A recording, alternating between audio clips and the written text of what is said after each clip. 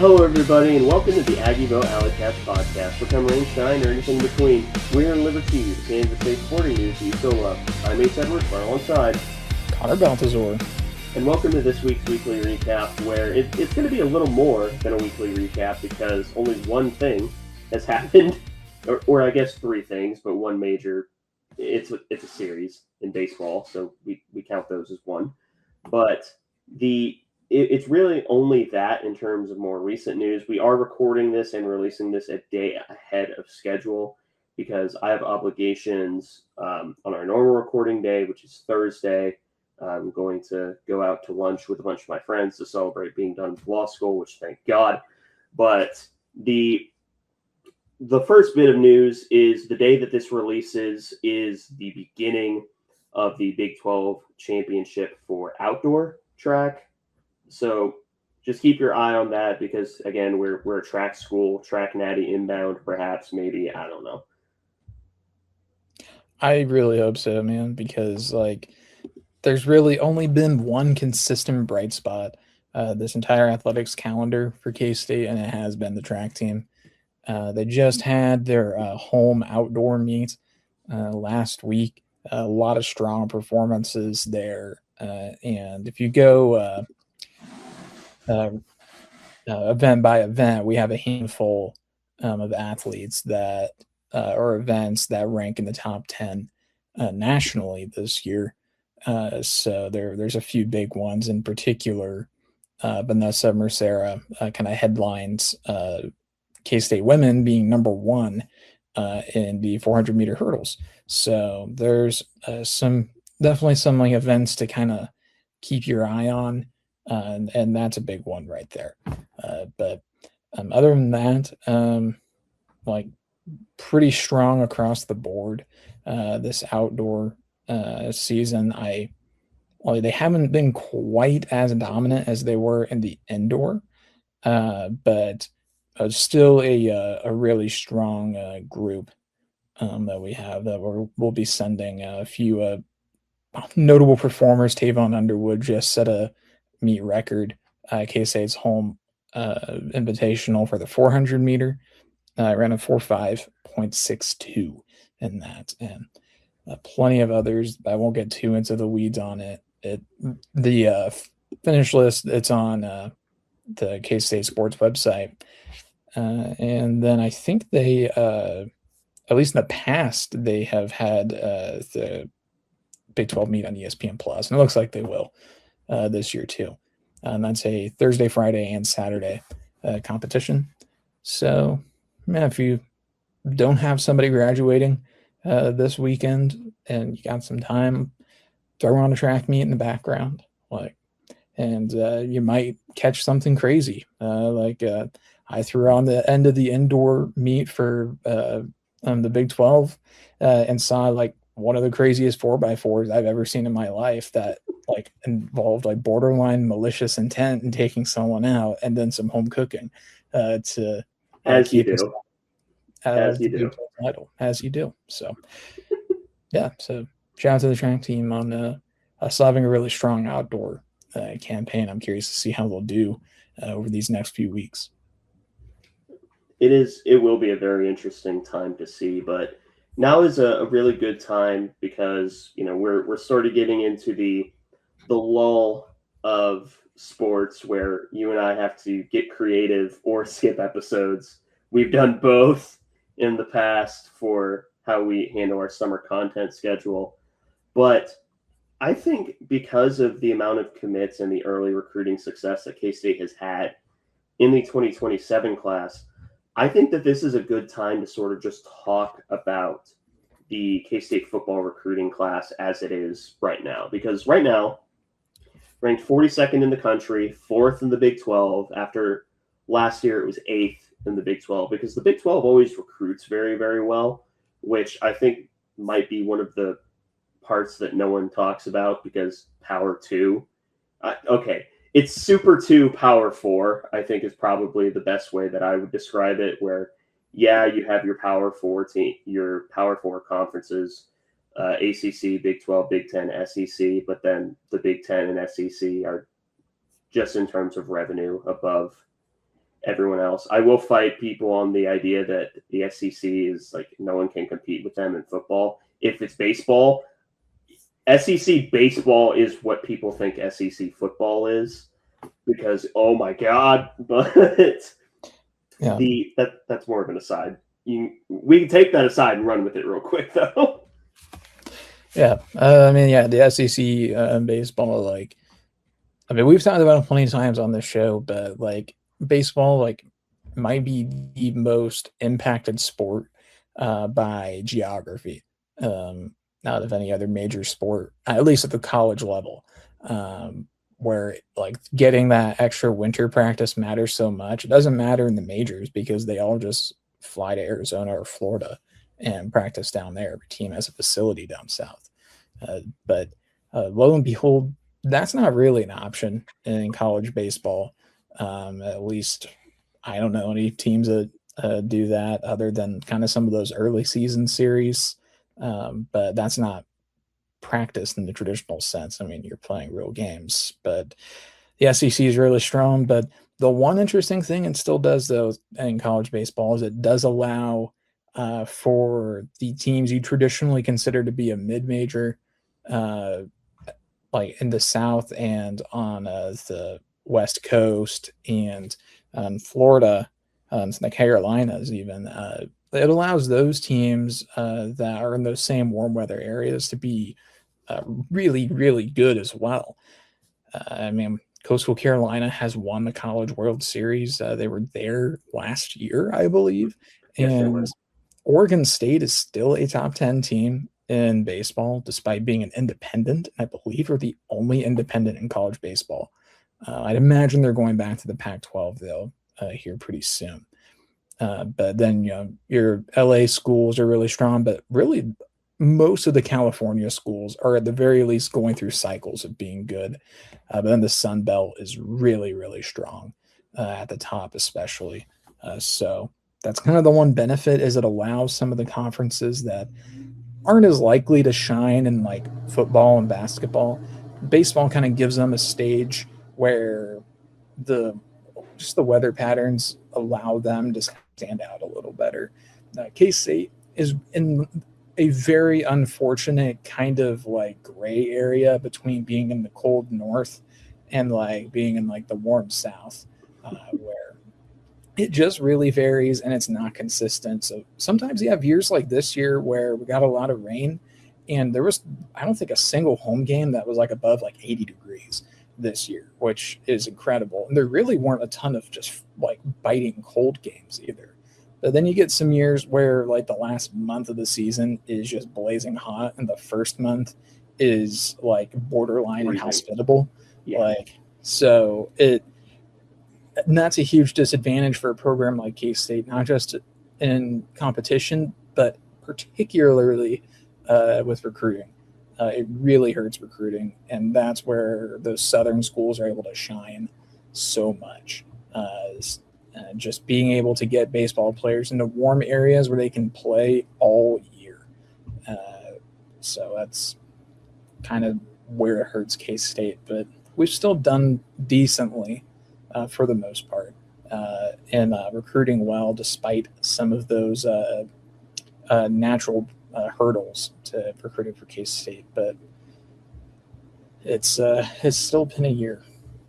Yeah, it's still been a year, and with that aside, on regional baseball, we can now talk a little bit about the current K-State recruiting class for 2027.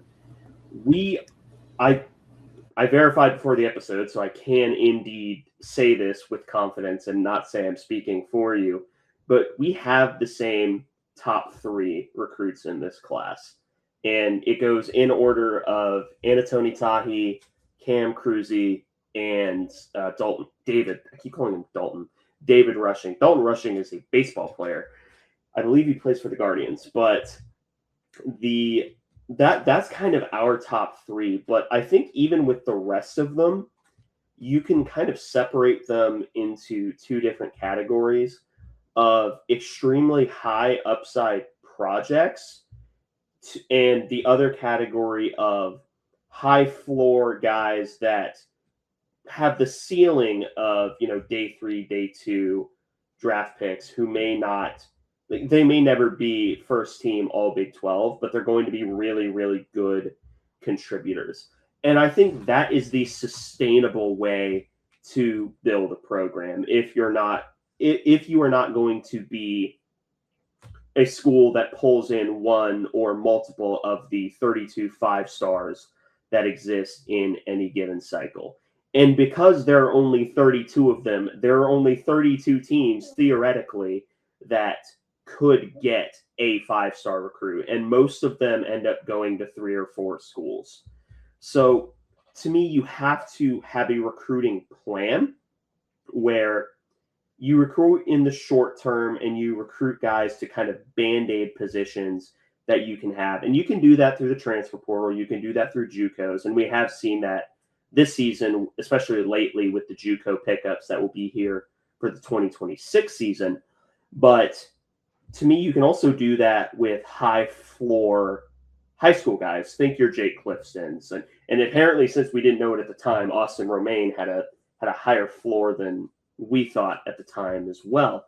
But to me, that is this staff's recruiting plan. And I really, really like it as a recruiting plan, because recruiting guys that were only high upside, not really sustainable. And I do think that that's kind of, especially with offensive linemen, that is a trap that the end of the Kleiman era saw a lot, where they were taking a lot of project guys or guys with injury red flags.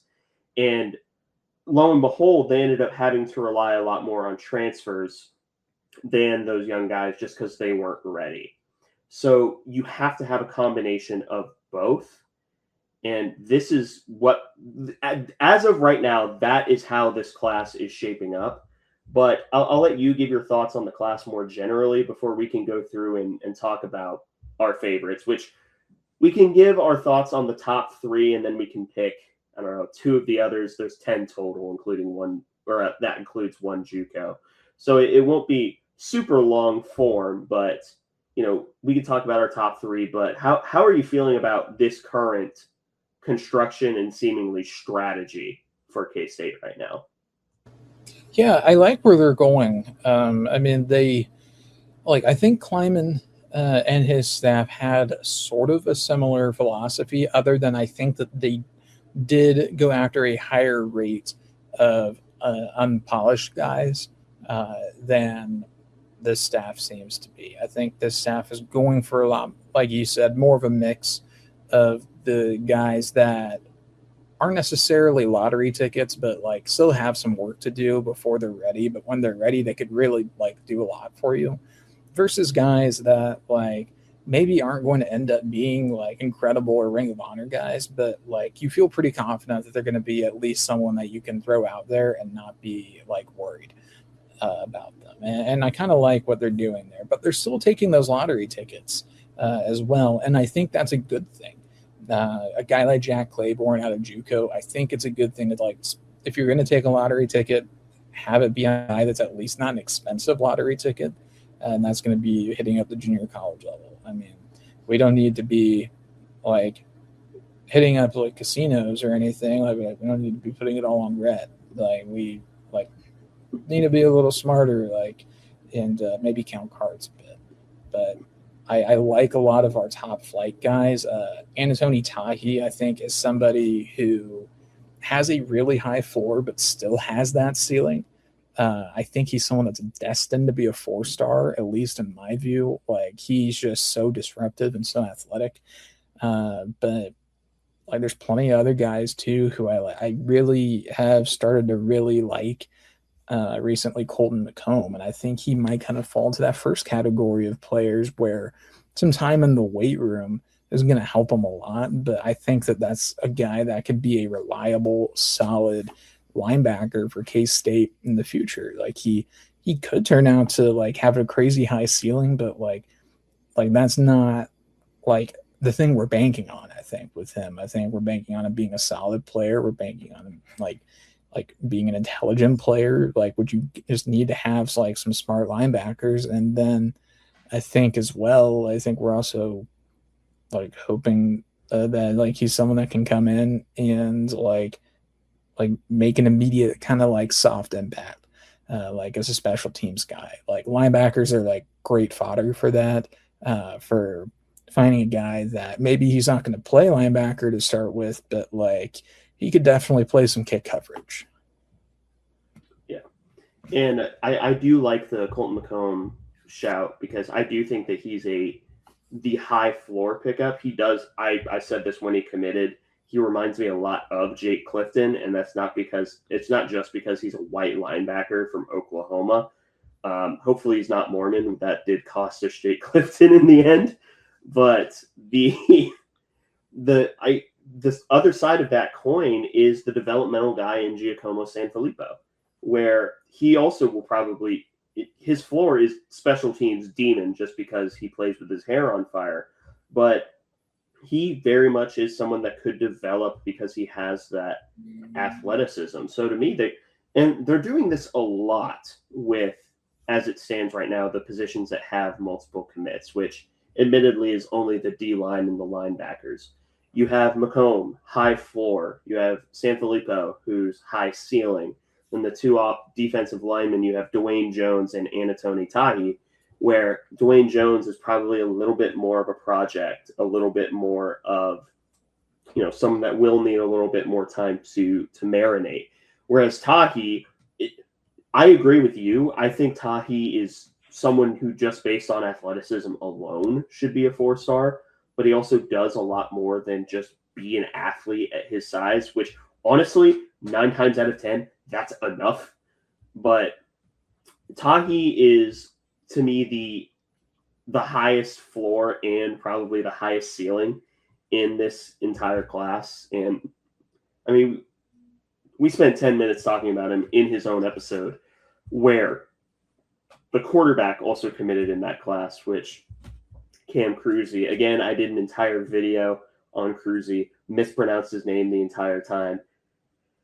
Really sad about it, but I don't think you can be blamed for that. I mean, that was, I think, a pretty reasonable mispronunciation. Like it wasn't like you were like making up like letters. Like you were just like going off what would be the most likely pronunciation. I mean, who could have predicted that Kruse would be Cruzy?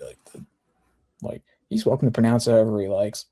If that were my last name, I might wish it was something a little different because that'd make more sense. But that's him. That's all him. Yeah.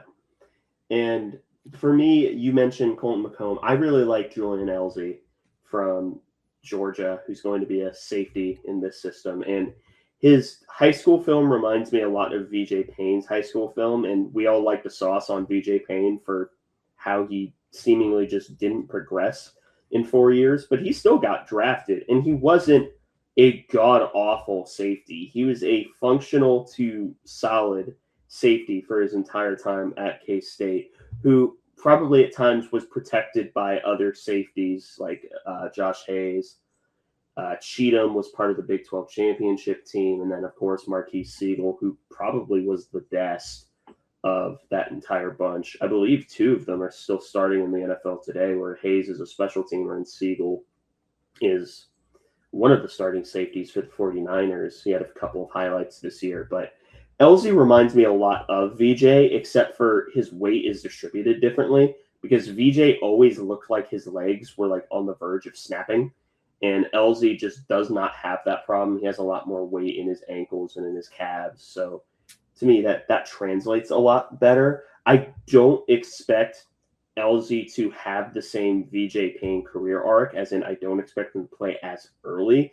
I think that people forget how decimated our safety room was towards the end of the year. I mean, our entire defensive backfield, because during the Big 12 championship game, we were putting out true freshman Jacob Parrish and Keenan Garber as defensive backs in that game, which we won that game, but good God. But I think Elzy will get that opportunity to develop more mentally, and he won't be rushed into things, especially because I think the safety room is a lot healthier than when VJ first got here. Then again, we're one transfer portal cycle away at any given time from that not being the case. but that's neither here nor there. LZ is probably my quote unquote sleeper of the class. If you have one of those, maybe it's Macomb, maybe it's not, maybe it's Kanan. I don't know. Yeah, if I were going for a sleeper right now, I think it might be LZ. I think yeah, either him or Kanan Smith. I think you said the two that I'm thinking of. I know we haven't mentioned Dwayne Jones yet, but he's like a fringe 4-star, so like I don't really think he's quite in sleeper territory yet. Plus, he's also had the most eventful recruitment out of anybody. So I think it'd be somewhere between LZ and Kanan Smith, who I both really like. Bill Snyder had a lot of success dipping into Georgia and Louisiana, and we had some really great players come from Georgia for K State, and that continued with Kleiman. But I'm hoping that we can keep that going even longer with Klein now at the helm, because there's a lot of really strong players there, and the SEC, like, they can only take so many, so that leaves openings for a school like K State to come in, especially where a guy like maybe he just feels like Georgia or somebody else in the area slighted him in the recruiting process or an offer fast enough, like, or like they just had a bad interaction with the coach at some point. Like, it's like little moments like that that can allow for K State to go in and swoop away a really good player. Elijah Sullivan is the perfect example of that. Like, he ended up being a really strong linebacker for K State, and started for several years. And he was an Auburn commit up until National Signing Day, when they told him that they wanted him to gray shirt instead. And K State was the only school that had a scholarship open with an offer to him that was still willing to take him. So that's how K State kind of stumbled its way into getting like one of the better linebackers of the Chris Kleiman era. Although, to be fair, that was Bill Snyder recruit to start with. Yeah. The only two that we have not really talked about up to this point is Ben Heineck and David Rushing. Heineck is kind of boring to talk about, and it's not because he's a bad player, but because he is traditional inline tight end that honestly, for the most part, has gone extinct. And the ones that do exist end up going to Iowa. So, true inline tight end, very good, very high floor. Just a very rare archetype to see nowadays. But the more exciting of the two is David Rushing, just because you look at what he does on tape, you see his speed, you see his twitch, then you realize he's only been playing football for like 2 years, and you're like, wait a minute, what the hell happened here? Where if all else were equal, and he was playing football for longer, as in even if he played in like 7th or 8th grade, he might well be one of the more heavily recruited wide receivers in the entire country, just based off of physical traits alone.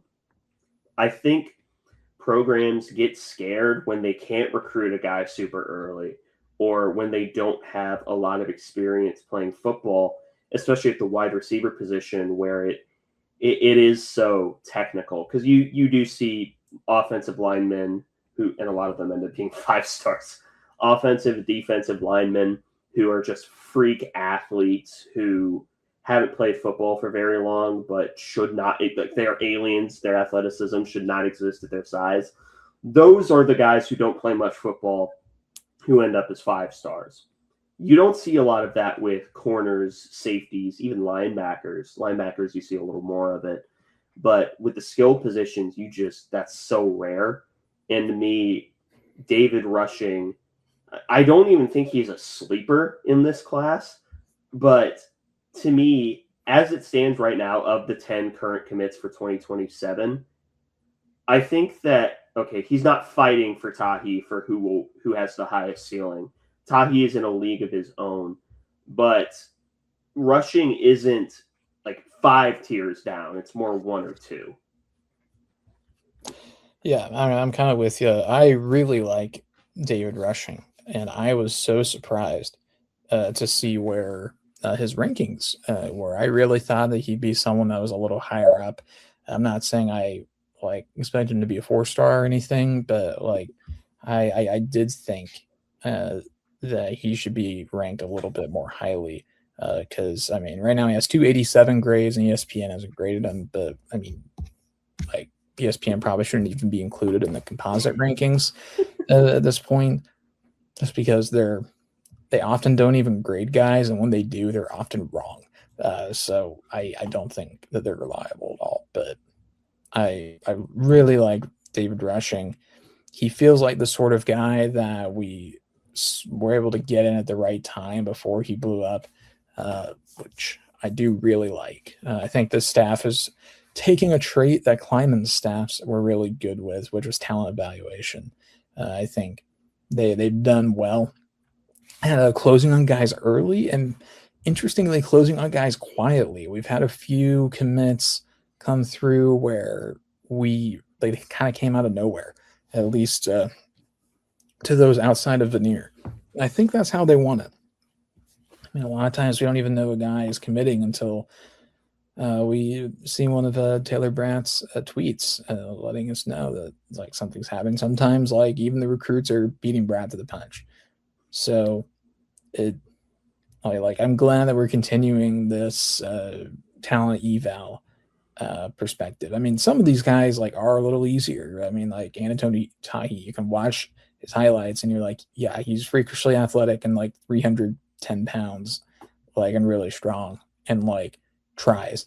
Like he'll be at least a solid defensive tackle. Like it doesn't take savant to make that sort of judgment call there. But I mean, there's like they put in like presumably quite a bit of work in scouting and evaluating a guy like Jack Claiborne, or a guy like Kanan Smith, or a guy like Cam Cruzy.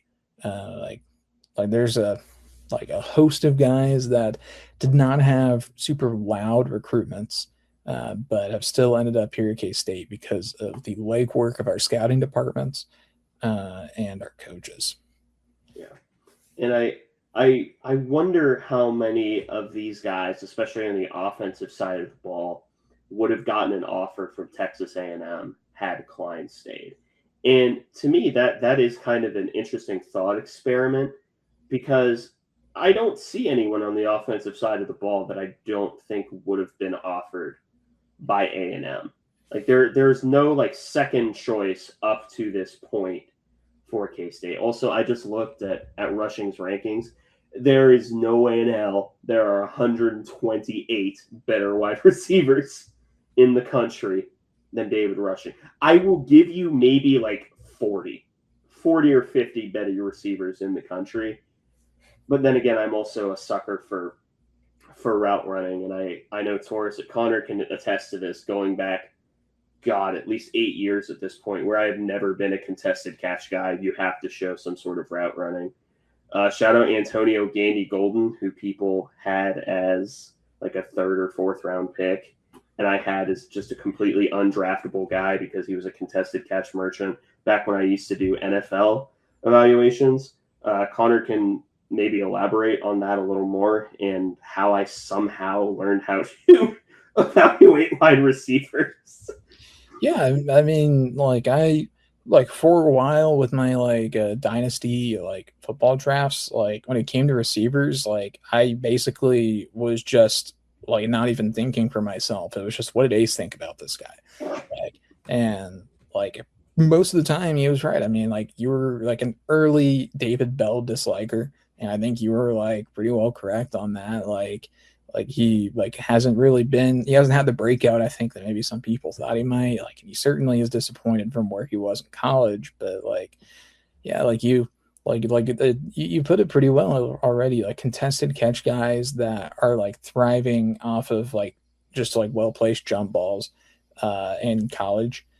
That's just not really a skill set that does too well in the NFL for the most part. I mean, it's an important skill set to have, but you can't be just that at the college level and translate to the NFL.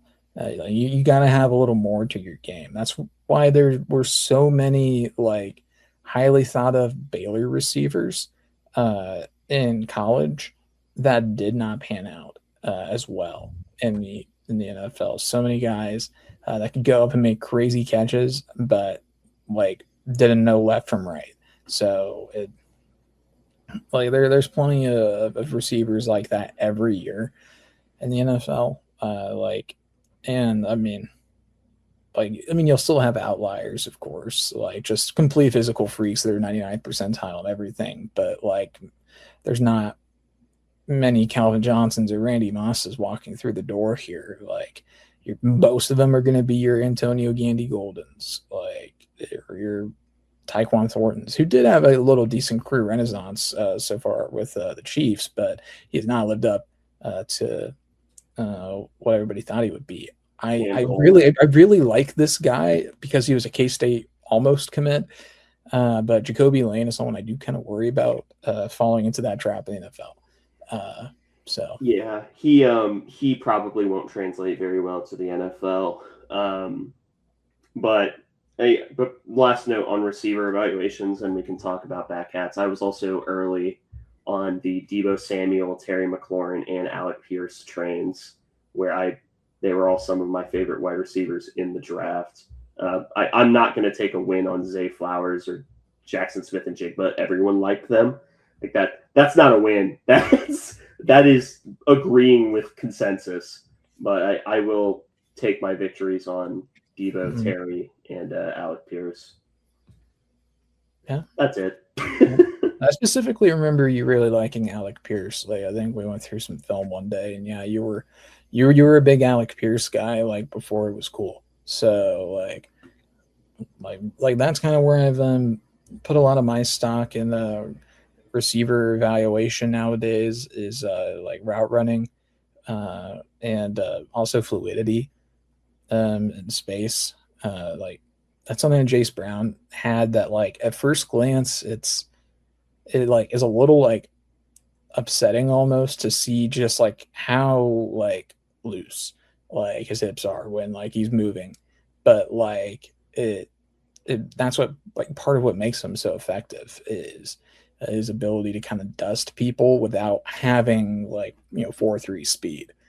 So like guys like that otherwise you look at and you're not really sure like how they're a productive receiver, they can surprise you. Max Lovett is just Jace Brown again, so we'll I really like Max Lovett, and he had 1 4-star grade, but he should have had more. Like, and I think he could be a dude. I really liked Lovett like at high school, and I still do. Yeah. The shame is we probably won't see him much this season just because Klein does not rotate receivers. He didn't do it at A&M. He didn't do it when he was the OC here a couple years ago. And that's when he had Cade Warner and Phillip Brooks as 2 and 3. So, yeah, he will not be rotating receivers at all. Yeah, that's not something that I expect. It makes me a little sad because I do kind of like rotating receivers, like not just for the sake of it, but like getting more receivers on the field if you have the talent. Like I do actually kind of like doing that, but that was a Bill Snyder thing too. He didn't really play a lot of receivers. And Kleiman, I mean, like sometimes like he stuck with some guys like 2022, 23 when Klein was the coordinator. Yeah, it was gonna be mostly like that core group, but like Messingham like was putting in guys for like set plays like constantly. Like I think about Keenan Garber coming in for like a 50-yard catch against OU and like never being seen again. Nope. Like until he emerged later as a corner. Like wearing number 35 in the Big 12 championship. Like, who is this guy? But God. No. Yeah, we should not have won that game. I still watch that highlight at least once or twice a month. I was just talking about it like the other day. And like just like what a crazy day that was.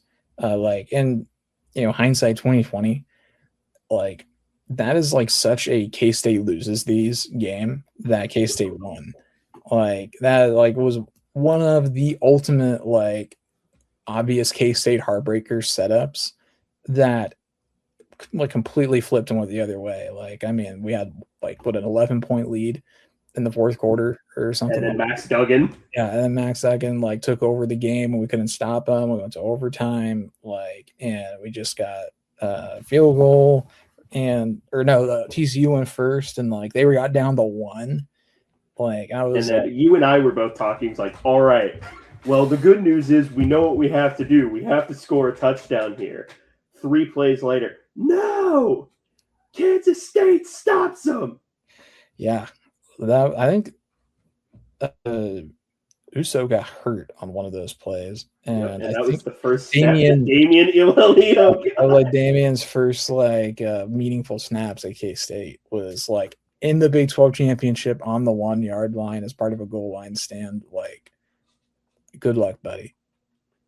And he did well. He did exactly what he needed to. Austin Moore filled the gap alongside Daniel Green, sort of like that backside B-C gap where everyone's down blocking, and they just filled that gap perfectly. And we get one of the best Chris Fowler calls of the past probably 5 years. There were a couple like genuinely iconic Chris Fowler calls in that game. It's really too bad that like ESPN and ABC have put him in a cage and only let him out to call like some like overrated SEC game once a week, and like he has to pretend to like Kirk Herbstreit the whole time too, and like pretend to care about his dog.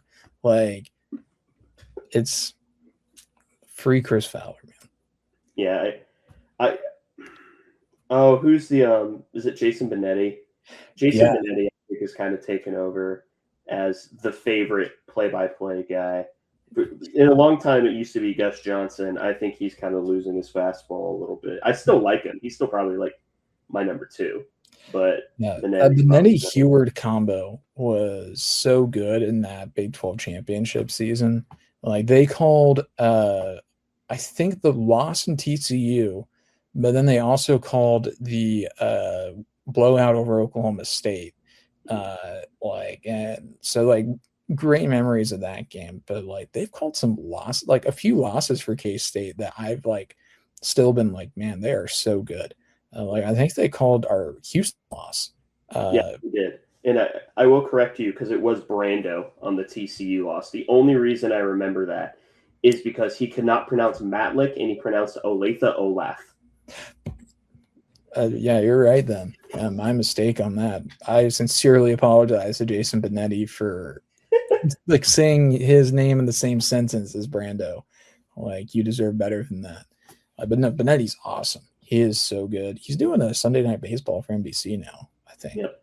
And I think he's also the normal play-by-play guy for the Tigers. I think you're right. Yeah, I think you're right. And then he does college football in the fall. That's a busy man.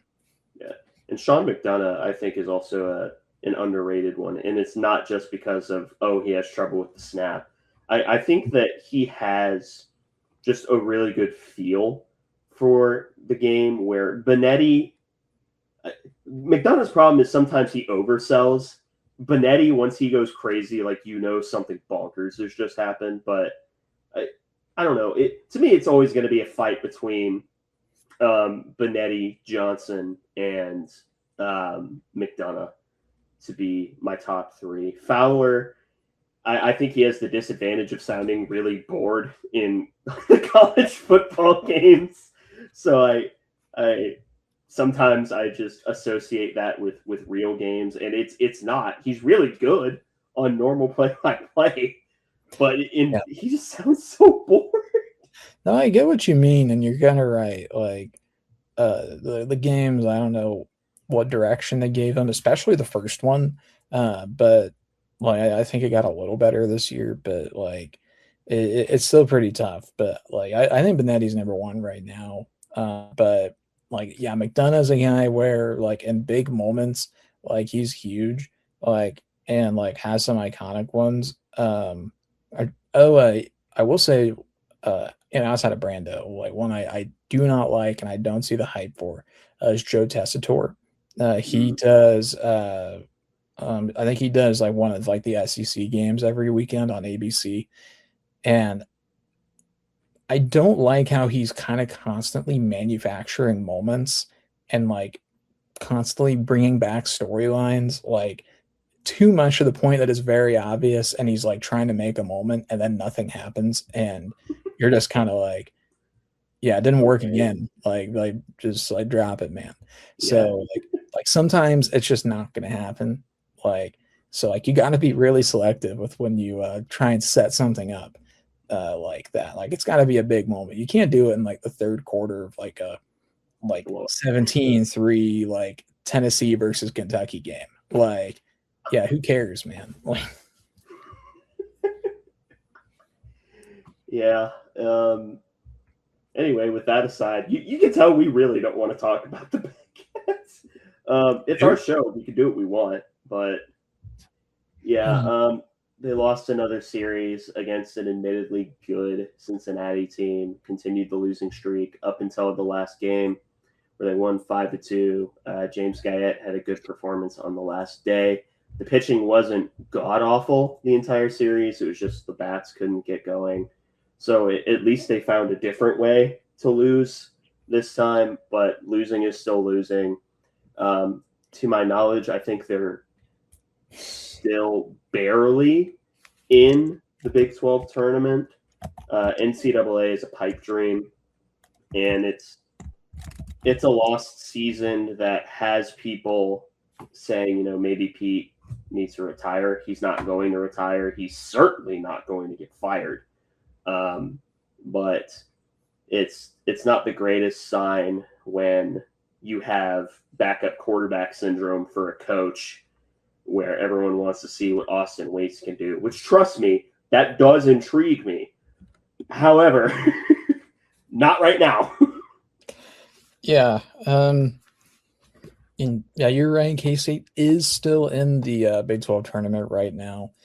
The top 12 teams in the Big 12 go. Keep in mind that Iowa State and Colorado do not have baseball, so that means only 2 teams get left out, and one of those is already guaranteed in Houston.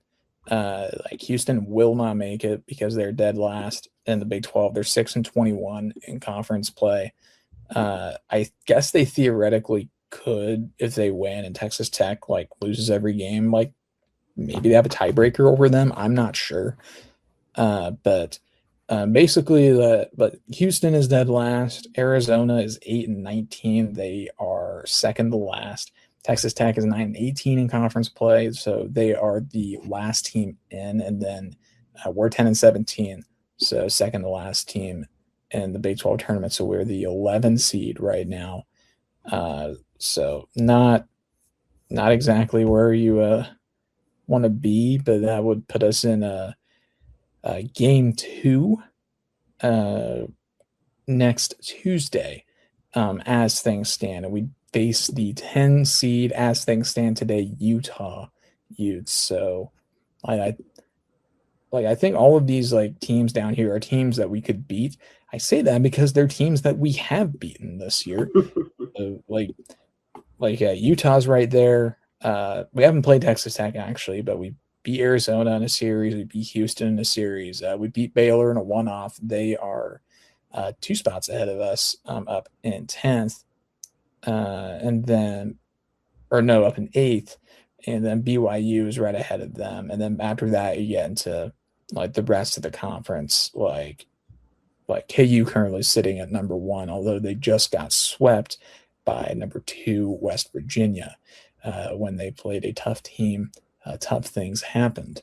So right now, K-State is in, but if they win, I believe, 1 game this weekend, I think that they are safe and will make it, because I think if we got swept, I think if Arizona won 3 games, I think they would get an over us, because I think we'd have a head-to-head tiebreaker over them. I don't know how the tiebreaker rules work for it, and I just don't really care to check No. for this. It'd be different if this team wasn't the way it was. And I know that there are some people who like have who we know some people on the team listen to the shows, maybe not so much anymore. And I know that some parents listen in, and I know it's tough, but at some point, we're not state controlled media. We have our own thoughts and opinions, and I think even people on the team would say this has been a massive disappointment. At times, it has been painful to talk about them simply because it's the same issues over and over again. And it'd be one thing if there there were individual. It'd be one thing if we didn't have D Kennedy having a generational season. Is basically what I'm saying. If D Kennedy wasn't having one of the most productive and best offensive seasons that we've seen from a K State player, it wouldn't sting as bad because we wouldn't be wasting anything. We just wouldn't be winning. We are wasting a season of D Kennedy, and I know the injury. I don't want to use this as an excuse, but it is a reason. The injury bug has struck us in a couple of really bad positions for us. Liggett going down, Dante Lewis going down, Vasco going down. It sucks. Like those are three of the best players on our team. And that doesn't even mention Carlos Vasquez, who doesn't mention Vasquez either. Yeah. So it's been a tough season for K-State injury wise. It's probably the most that I've seen amongst contributors or expected contributors. Liggett in particular really just stung to lose him. I hope we're able to get him back for next year with a medical hardship, because he was kind of dealing early. He didn't allow an earned run in his outings in the first couple weeks of the season, but I guess we'll have to wait and see on that. But Vasco did return from injury for this series. So he was only out, I think, 2 or 3 weeks. Vasquez, I think it's been said that he would be healthy for the postseason. So I don't know if that means the Big 12 tournament or the imaginary tournament that we'll play in after that. But the only, if you somehow still believe that we're making the tournament, which I'd like to clarify that I do not believe that we're making the tournament. The chances of that happening technically still exist, but are less than 1%. Our RPI has actually not gotten much worse from where it was when we started losing. We're RPI 58 right now. And when we started losing, we were in the low 50s. So really outside of that one Omaha loss, and I guess Arizona, but that's a conference team that has admittedly gotten a lot better as the season's gone on. We don't really have much in the way of bad losses. I guess we had that one game against Columbia too, but we did not really have many bad losses this year. But we could just not walk and chew gum at the same time when it came to trying to put together winning efforts. Either we pitched a gem and couldn't hit, or we were launching baseballs all over the field, but it could not get a strikeout or could not keep guys off the bases. It's been a weird season. It's been one of the least inspired Pete Hughes teams I've seen, which has been maybe the weirdest part of all. Is typically we're at least fighting, but unless something is going really well, I haven't really seen that as much this year. There's been some guys that have at times looked a little checked out, even. D Kennedy just went through a really long slump, at least for his standards. It was 4 or 5 games without a hit.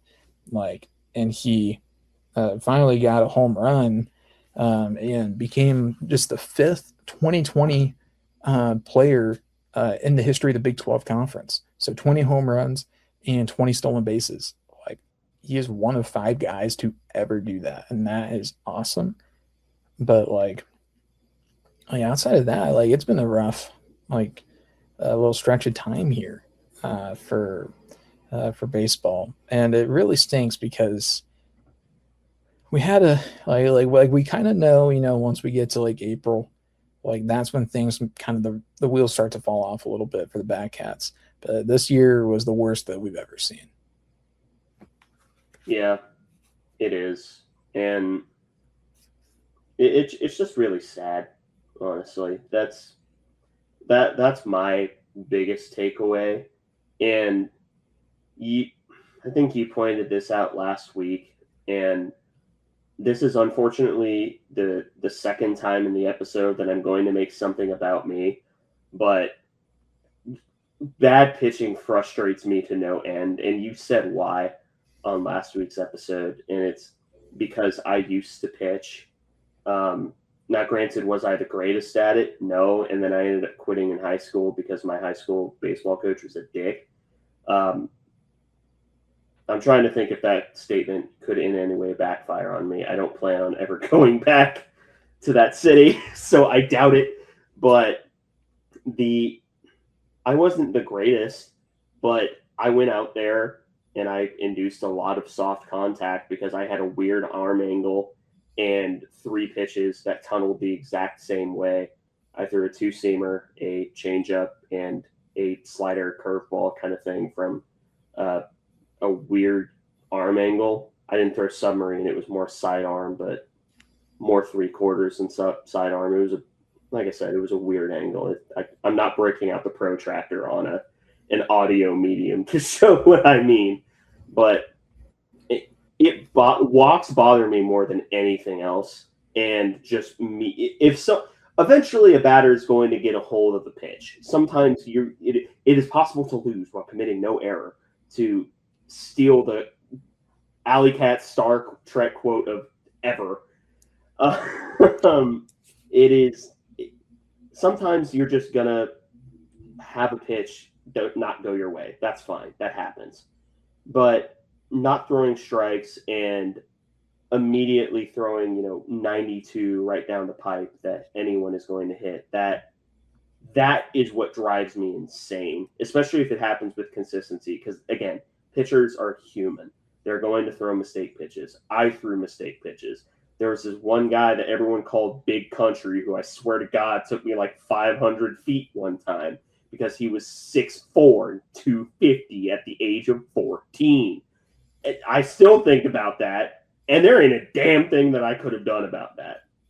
That happens. Is there a chance that it was Casey Ford who ended up at K-State, because they called him Big Country too, and he was also very big and country? So no, it was I don't remember his last name, but it was Caleb. He was a Colgan kid.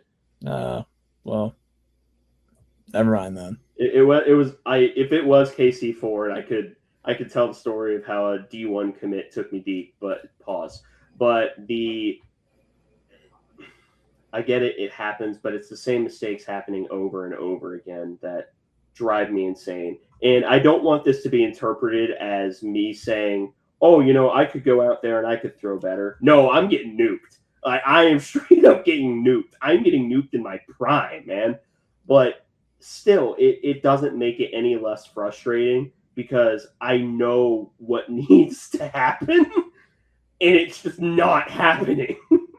That's why I couldn't be a baseball coach, because I don't have that same level of understanding that I have for football. Connor can attest to this again, where in football I'm like, oh, I understand how that mistake gets made. He runs the wrong route. That stuff's going to happen. First time 92 right down the middle of the plate gets thrown, I am screaming. Yeah, a lot of gripes with how this year is going. I can't really add to that. I don't have the bank of knowledge or the experience.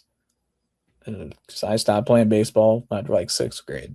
So Yeah. I think that's as good a place as any to hey, remember when before the episode we said this was going to be like 15 minutes? Yeah, that was a while ago. That was a funny little joke we had between ourselves, but thank you all for listening to this episode of the Aggieville Alleycats podcast. If you want to follow or contact the show, you can follow us just about anywhere at Aggieville Alleycats. And if you want to email us, we're AggievilleAlleycats@gmail.com. If you want to follow us on a more personal note, I'm at AC Edward00. I am at Connor Bouncilor, capital C, capital B. And if you want to support the show financially, please be sure to check out the official Aggieville Alleycats merch store. Link found in our podcast and Twitter bio. But most importantly, thank you all for listening to this episode of the Aggieville Alleycats podcast. Where come rain, shine, or anything between, we're here to deliver to you the Kansas State sporting news that you so love. Stay safe, Alleycats.